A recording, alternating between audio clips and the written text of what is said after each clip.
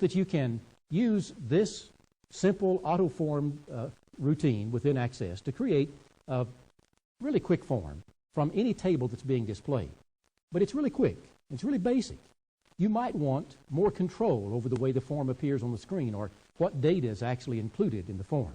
Well, Access has you covered there too. Let's see how that works. Again, we can use the Forms tab, and this time, instead of having to display a table, we're going to go straight to the New button on the Forms tab, and we get this display, a new form. There are several ways to generate a form from this display. You can see Design View. We'll talk about that in just a few minutes. The Form Wizard, which I want to display now, is a little program that helps you create a form based on the information you provide. So we're going to choose Form Wizard and then pull down a list of available objects. And that includes the company table that we just looked at. Click on that and then OK. And the wizard continues. Now here's a screen that lets us choose what information from the company table will be included on the form. Remember, the previous auto form that we created used all the fields in the company table. If you're using large tables particularly, you'll probably want to create forms that display subsets of the information, not all the data. Here's a quick way to do that.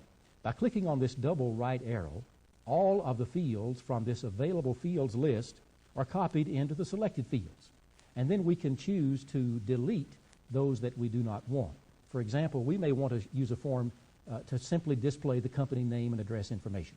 Last purchase, last pay, we don't care about, so I'm going to say copy that one back to the available fields list. Last pay, let's copy that one back. And also, we're going to the top of this display. I don't really care about this automatic numeric ID that Access includes for me, so I'm going to copy that one back. Now we have, again, a basic form list with just company name and address and telephone number information. Click on Next, and here you get to choose the style of the form. You can choose columnar, which is what we saw before, but because there wasn't a lot of data, we saw only one column. We can use a tabular form that looks more like a spreadsheet, and then a data sheet that looks even more like a spreadsheet, or we can use a justified form that puts the field labels here and the data underneath. Let's choose that because it's the most different from the original form we created. Again, we have a chance to choose how this data will appear. What sort of background, what style would you like to use? And you can go through and choose the one that you'd like to use. I kind of like that stone. It's got rough background and red and black data. Looks kind of interesting. We have a chance now to name that form. Let's call it Company NAD for name and address. I use that a good bit. NAD to me means just name and address. Click on Finish.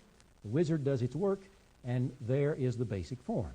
Looks a little different from the one we had before because it's a different style. It uses different colors, and it doesn't have all the information that that original form has.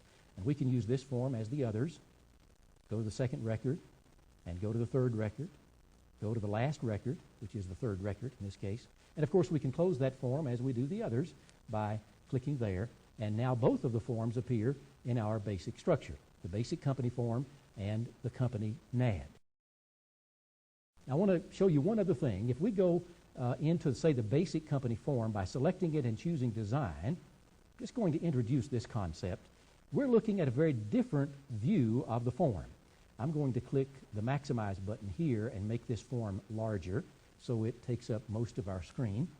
This is a little toolbox that lets you do a number of things with forms. And here is the data that we saw in the form with the field label and the field name. Notice that I can stretch this background by pushing the left mouse button and pulling it out. Suppose I wanted to pull some of this information up here instead of having it on the bottom, for example. Notice how easy it is just to move that around, move the objects around the screen, grab that object and move it over wherever you want it to be. Grab another object, move it over. One other little technique, notice that these two objects, the field label and the field data, are tied together. But if I move here, now I can move the field label separately from the field data and make it fit into that spot as I wish. Again, just another way to give you more flexibility in what a form looks like on your Access screen. Well, that's the basics of forms. Fairly easy. especially if you use the wizard. And you can experiment with these other form create and form design possibilities when you click on Form and New Form. Then you have a list of things that you can choose from. Try those with various tables and various data types. See what you get. The form is a really useful tool that helps you view your data in a way that makes it easy to enter and easy to edit.